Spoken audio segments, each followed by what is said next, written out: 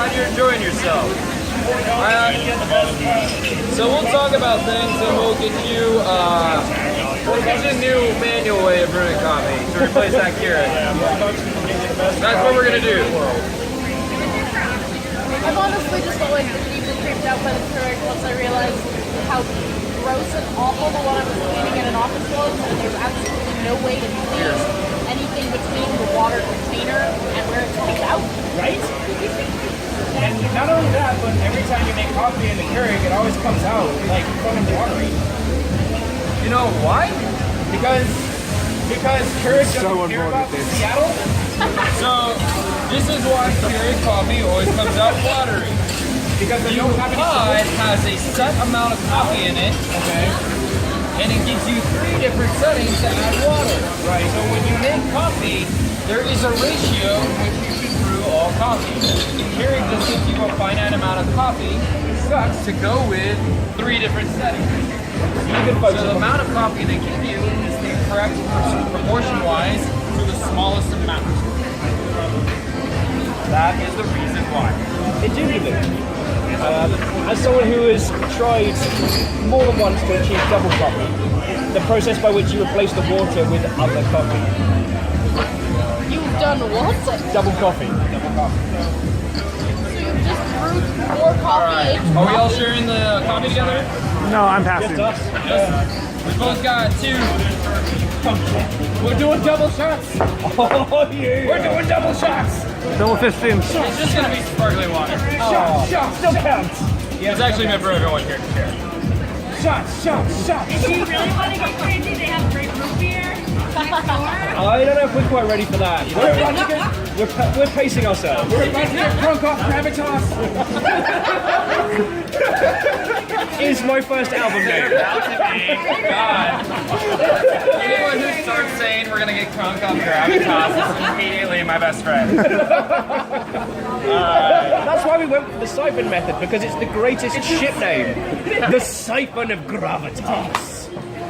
So here we Siphon go. of Gravitas and some mud. What you're gonna start seeing is this water is gonna start moving to the top part of the siphon. Okay. And the reason why is we're using a little bit of principles of science to basically brew this coffee. Science! Wow, you two are made for each other. So, as this water starts converting to steam and then starts state of matter, it's going to start filling up all the room in the bottom boiling flask. It's basically creating an area of concentrated high pressure. And that high pressure is going to force the water to an area of low pressure. It's going up to the top. Remember that from 8th grade chemistry? Any substance liquid under high heat must go from the area of low pressure or high pressure to low pressure. I remember that. I don't remember that. I don't remember all the rest of the stuff you said because they never taught me that in 8th grade. I was like, back then I was like, that's cool shit to me. Mercury plus heat equals fun times. Right. Is there a reason for stirring it, or just because it makes the bubbles do pretty things? Nope, yeah, there is a reason. There's a reason for every little thing. So the reason why I'm stirring is because I'm dealing with a direct heat source. So the water that's coming out is going to be a lot hotter than the water that finally reaches the top. It's going to be actually around 212 degrees, and there's an actual ideal brewing temperature for brewing all coffee. It's 195 to 205 degrees. That's a secret to brewing really good coffee. Okay. So I'm stirring it to get a well-rounded, even temperature all throughout the water, and it helps cool it off. What's the benefit of not just heating it down there and using that? Why do you use the two pieces? Oh, because it moves up. So if I were to just do everything at the bottom here, one, there will be no way for actually how to filtration. So in between the two is actually a spring-loaded chain filter with a paper filter in the middle. Okay. That is going to filter out the coffee. Two, the water is going to get too hot. I'm going to burn the coffee. It's going to be over-extracted and bitter. And we know what burnt coffee tastes like, or at least I do. I've succeeded on that one several times. I was the Nintendo for 10 months. All they have is that weird shitty Seattle best coffee. The irony, of course, being that it isn't. What I'm going to do is just gently fold this coffee into the water. And I don't want to go too crazy with it. I just want to gently fold it in and get all the coffee grounds evenly saturated and wet. And the reason why is coffee is very temperamental. Over agitation leads to bitter face. Much like when you over agitate your friend here, he'll become bitter towards you. So don't over agitate each other, and you're gonna have a long, happy friendship. Got it. Don't jump to conclusions. Why do you Got it. wood? I feel like I'm Metal? I feel like all those shows about Wood, friendship find me the wood actually I came here for coffee. does not I have really spots. learned. There's a So lesson when I have in it resting friendship. on There's a lesson in friendship. or in metal, it would start conducting heat a lot faster. And it says use wood to stir the coffee and not metal. Also, metal can sometimes give it a metal taste when we get on there. That tends to happen. So I have this wonderful kind of coffee press that's formed. This whole process is very quick. It's only 90 seconds after I've started it. And this is just halfway through. I'm gonna get a full immersion on and do what's called breaking the crust. So I have a wonderful coffee crust here, and I break it.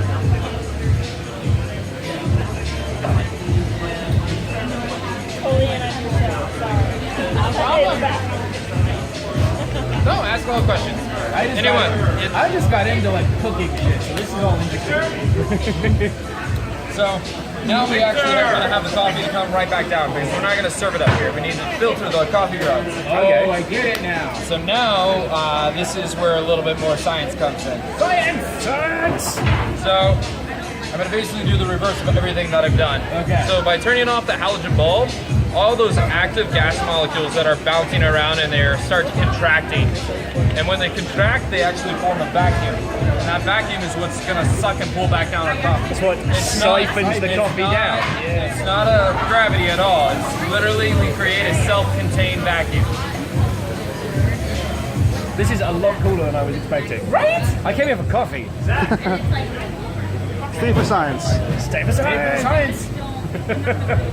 I need that on a t-shirt as well. All right, so we get to watch it. Serious alchemy type shit right here. Yeah, this is. So do you care to venture how old this brewing method is? Was it created when King Charles VIII was king? Was it? How? Not that old. Okay, so knock that out.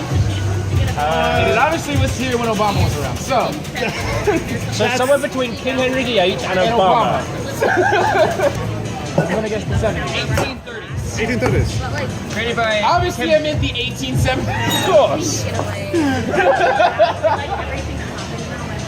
1830s in Germany by a German chemist. Okay, which means that the entire process came down to it's late, I'm working on science things and need coffee, and I have nothing clean apart That is from... exactly one of the things I said. I was like, this is an innovation born out of pure laziness. Yeah. Someone who did not want to walk over to the kitchen and make a cup of coffee. And I mean, I'm a smart person. I got glassware, I have burners. Coffee with my chemistry. So it's funny. It actually predates that of the French press. The French press was actually created in 1857 by a couple of people in France. Interesting. But nobody here is really familiar with that. It looks completely different than any other French press that you are familiar with today. The one everyone is familiar with today was actually created in 1929, and it's the Italian variation chambered French press. So what does the original look like? A lot different. Operated relatively similarly, but it was more stove toppy like, triangular, burnt a lot.